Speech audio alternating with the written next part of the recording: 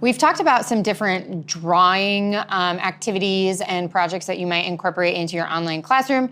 So now we are going to tackle using paint. And this can be a little bit more challenging because the variety of materials that your students have when dealing with paint is probably going to differ drastically in comparison to drawing. Now, all of those drawing projects and activities that I shared with you can be utilized with paint as well. And one of the themes that we've been talking a lot about throughout this learning pack is that we shouldn't really be so reliant on materials because that's going to differ quite a bit, and especially with painting materials, we're not really going to be sure what our students have available to them. So you can definitely use any of those drawing concepts and to translate them into some of these painting skills as well. And one of the things about this is we want our students to have choice, and by maybe giving them some themes and ideas for concepts rather than telling them what material they have to use,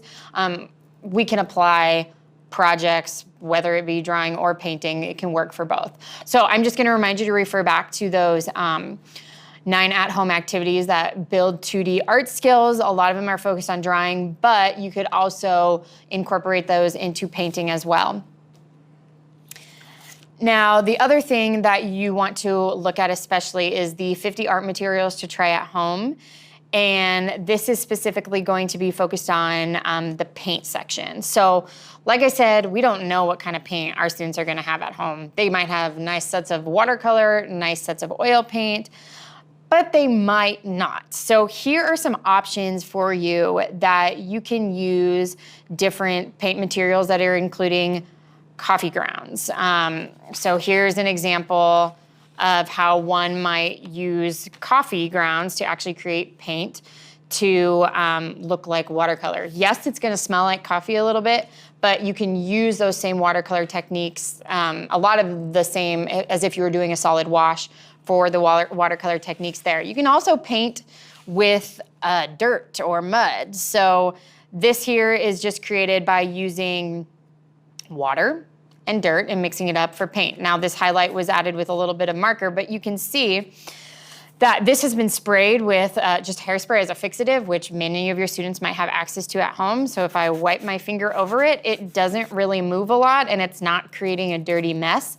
So those are some materials that your students might be able to use at home for paint. Looking at the other things that are on this list here, spices make for great, they make for great pigments and paint, kind of like watercolor in a way. And a lot of these mediums that I'm talking about with you right now all mimic watercolor in some way, because realistically making paint at home, if you're doing homemade paints with just kind of ready to go materials for your students, it is going to mimic watercolor more than it will let's say acrylic paint. Now that doesn't mean that a lot of these concepts can still be applied to any type of painting material, but if we're looking for ways to get our students more involved and explore and be creative, these are ways that you can take a look at that, and we'll look at some of those ideas here. But one last thing that I wanted to refer you to here on this materials sheet is, what if our students don't have paintbrushes at home? There's a lot of different things that you might use for that. That might be old toothbrushes, cotton swabs, like a Q-tip, finding elements in nature like leaves or twigs that are put together. So if you're concerned about that, take a look at the different options for brushes that you might use there as well.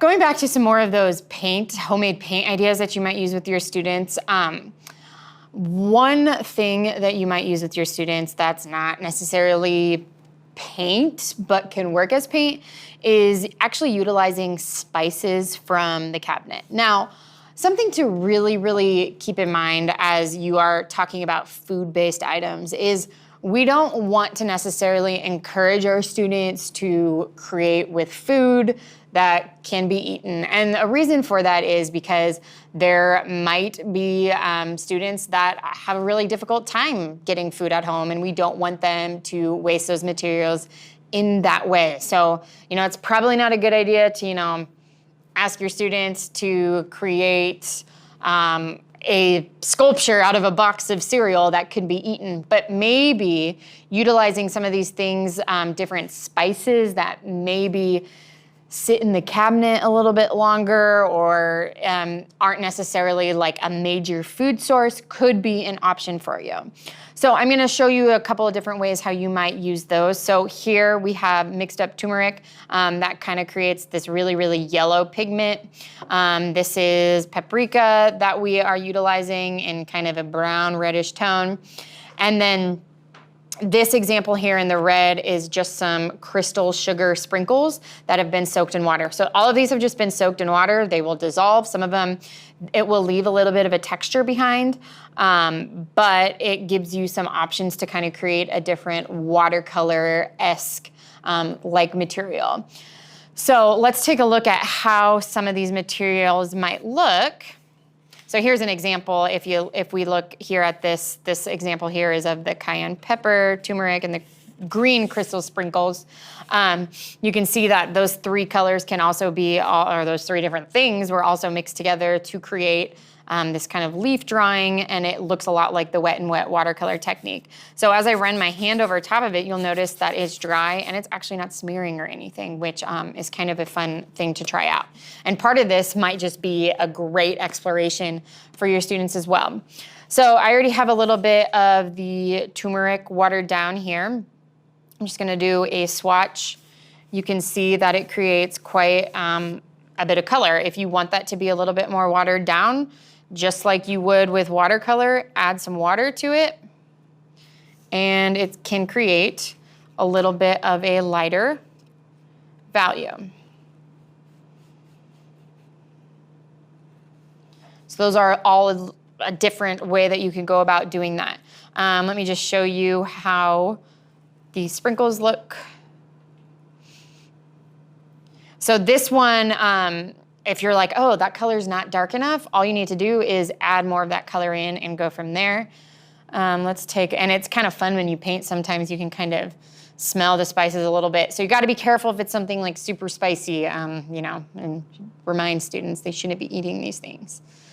So here's the paprika, and you can see that as I make this, that one has a little bit more of the texture in it because maybe it doesn't dissolve as well. But one of the cool things with this too, if I take this little bit of red crystal sprinkles and kind of drop it in here, you can create some different color combinations and mix colors as you would with different watercolors. And so now I have more of an orange color as well. So you can actually do some of those same watercolor techniques. If I kind of drop this in, you could even try to get a little fancy with it. Use maybe a salt technique to kind of, you know, students always love that. That's gonna actually work with a lot of these materials as well. So part of this painting process can be a lot about exploration. If your students have watercolors at home, these are gonna be some really good options. Another way that you could go about doing this that are using household items but aren't necessarily utilizing food is by using food coloring. Those make for great liquid watercolors, and they go a long way that you could actually mix these up ahead of time. Things like this, especially spices and things after they're mixed with water, aren't necessarily gonna have the longest shelf life, you know, could get moldy after time.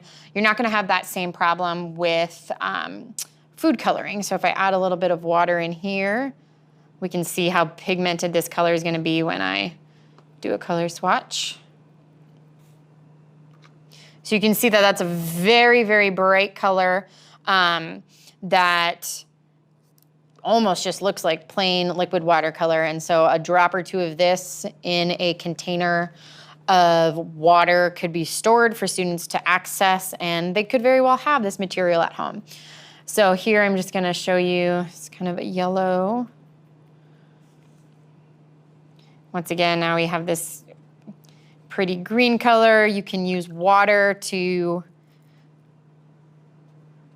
water that down, lighten it up like you would with regular watercolor techniques. And once again, you could utilize different watercolor techniques with that same thing. So you might have to get a little bit creative with some of the materials that you use, but it's possible to create some really cool painting ideas and different skill building activities to use with your students with these materials. So some additional ways that you can look at creating paint materials or homemade watercolors, if you will, is actually by just utilizing washable markers. And it's important that they are washable markers and not permanent markers because they're not going to work the same at all.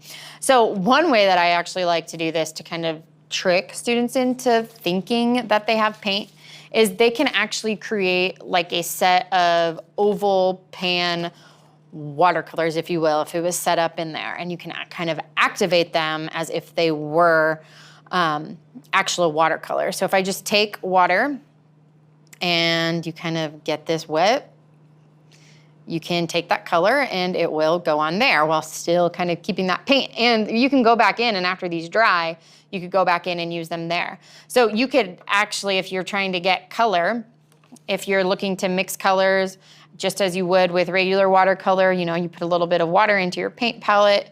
Let's activate this color by putting a little bit of blue in there. And look, that color transfers into it. And then you can, you know, you want a blue violet. Mix that in and you're gonna be able to create a variety of different colors. So this is a really fun way to kind of think about using watercolors with markers with your students. Additionally, if your students, once again, you can use some of those same watercolor techniques like wax resist or salt or masking tape resist. A lot of those traditional watercolor techniques you can use with these markers, which are pretty cool.